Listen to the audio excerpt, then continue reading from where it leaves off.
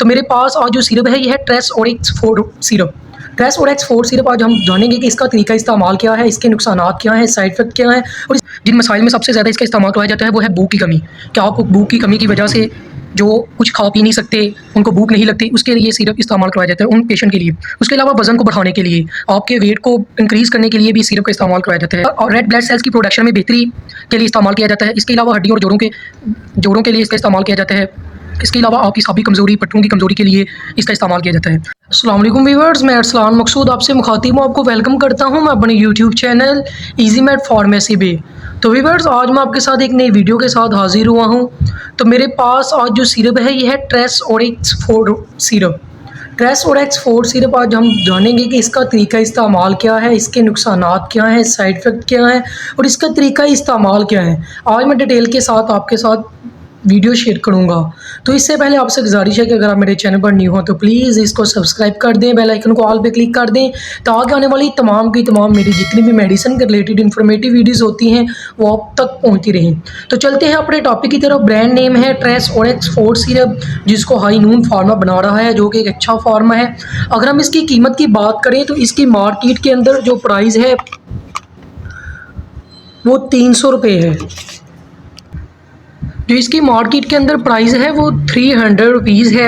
अगर हम बात करें कि इसके अंदर क्या क्या मौजूद है, इसकी कंपोजिशन की बात की जाए तो इसके अंदर व्यूअर्स मौजूद होता है सेप्रोहेपाडाइन ओरिटेट, उसके बाद carnitine hydrochloride, lysine hydrochloride, vitamin B1, B2, B6, B12, ये तमाम इसके अंदर जितने भी विटामिन है वो इस सिरप के अंदर मौजूद होते हैं। तो ये सिरप है ट्रेस ओरिक्स 4। अब हम जानते हैं कि इसका इस्तेमाल क्या है, इसका तरीका इस्तेमाल क्या है। तो व्यूअर्स, इसका इस्तेमाल जो करवाया जाता है, जिन मसाइल में सबसे ज़्यादा इसका इस्तेमाल करवाया जाता है वो है भूख की कमी। क्या आपको भूख की कमी की वजह से जो कुछ खा पी नहीं सकते, उनको भूख नहीं लगती, उसके लिए सिरप इस्तेमाल करवाया जाता है उन पेशेंट के लिए। उसके अलावा वज़न को बढ़ाने के लिए, आपके वेट को इंक्रीज़ करने के लिए भी सिरप का इस्तेमाल करवाया जाता है। ज़ाहिर बात है, जब आपको भूख नहीं लगेगी तो आपका वेट जो है वो भी लॉस होगा, तो उसके लिए इसको वज़न बढ़ाने के लिए इस्तेमाल किया जाए। इसके अलावा इसमें विटामिन मौजूद होते हैं जो सेहत को बेहतर बनाने में मदद देते हैं, आपकी क़ुव्वत मुदाफ़त को बढ़ाते हैं। उसके अलावा रेड ब्लड सेल्स की प्रोडक्शन में बेहतरी के लिए इस्तेमाल किया जाता है। इसके अलावा हड्डियों और जोड़ों के लिए इसका इस्तेमाल किया जाता है। इसके अलावा आपकी साबी कमज़ोरी, पट्टों की कमज़ोरी के लिए इसका इस्तेमाल किया जाता है।